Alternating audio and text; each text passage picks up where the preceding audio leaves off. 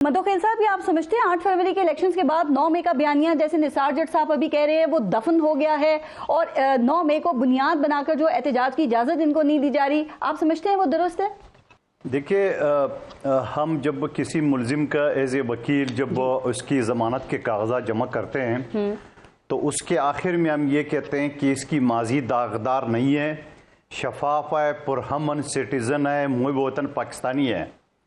क्या पीटीआई के साथ ये लिखा जा सकता है माजी का? इनकी माजी दागदार है, इनकी माजी तशद्दुद से भरा हुआ है, इनकी माजी अदारों पे चढ़ाई है, इनका इंतखाब भी उस चीज की निशान नहीं है अमीन गड्ढापुर की। वो शक्ल से तो बदमाश नहीं लग रहे, मगर उसके अल्फाज किस तरह है आप अंदाजा लगा लें। उसके बाद पब्लिक अकाउंट कमेटी के लिए किसको नॉमिनेट किए वो अगला देख लें। 2 नाम है। बात ये है कि और फिर ये कहते हैं कि हम एहतजाज करेंगे। ओ बाबा, 2.5 महीने गुजर गए, कब करेंगे? अभी तो तनख्वाह भी ले लिए, मराद भी ले लिए, TADA भी ले लिए, 10 कमेटियां भी मिल रही है, कब जागेंगे? तो बंदा तो जेल में पड़ा हुआ है जी। और फिर दूसरी बात यह कि जिस कौम को आपने उकसाया था, जिसके हाथ में पेट्रोल बम दिए, जिसके हाथ में लाठीचार्ज दिए, जिसको जादी तंजीमों के साथ आपने ट्रेन कर दिए मॉडल टाउन में और उसके बाद पुलिस के ऊपर चढ़ाई की है, वो तो जेलों में पड़े हुए हैं, आप फिर गेट नंबर 4 की तरफ राग़िब हो गए।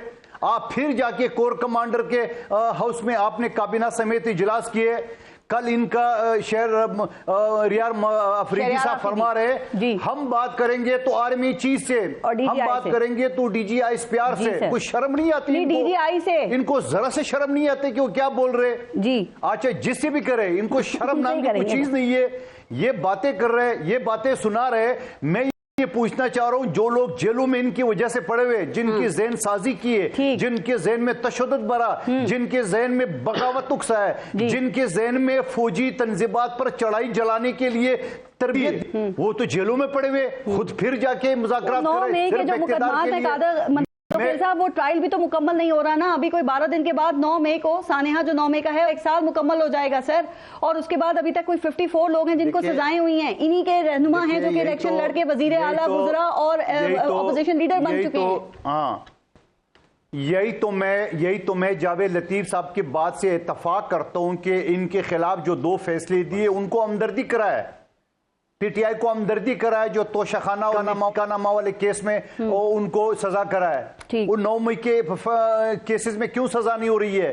1 साल गुजर गई, अभी तक क्यों पेंडिंग रखा? किस दिन के लिए रखा हुआ है? और शायद इसी वजह से गेट नंबर 4 से एहतजाज की इजाजत चाहिए या नहीं मिलनी चाहिए। ये सिंध हाई कोर्ट के चीफ जस्टिस है ना, उन्होंने रिमार्क्स दिए कि हुकूमत एहतजाज की इजाजत ना देने की माकूल वजह बताने में नाकाम है, बल्कि उन्होंने PTI को ये इनके लोगों को एहतियात का रवैया अख्तियार करने का मशवरा दिया। वो कहते हैं कहीं कुछ अगर हो गया तो ये भी आपके खाते में डालेगी हुकूमत।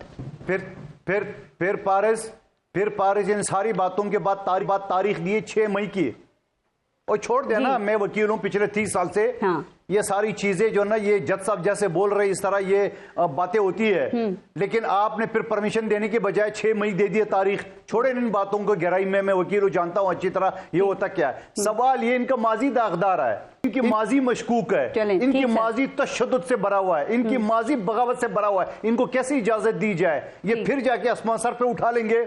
ये पहले साबित करे कि मुहिब वतन पाकिस्तानी है। 8-9 मई को जिस तरह फौजी तंजीबात पे इन्हें हमला किया है, ऐसा कोई तो इंडिया के फौज भी नहीं कर सकता है जो उन्होंने पाकिस्तानी फौज पे किए है। और फिर जाके सियासी पार्टियों से मुज़ाकरात के बजाय लोगों को मरवाने के बावजूद हफीजुल्लाह नियाजी के बेटे जो इमरान खान के भांजे फौजी उर्दी कोर कमांडर के उठा के बाहर आ गए, वो तो जेल में सड़ रहे।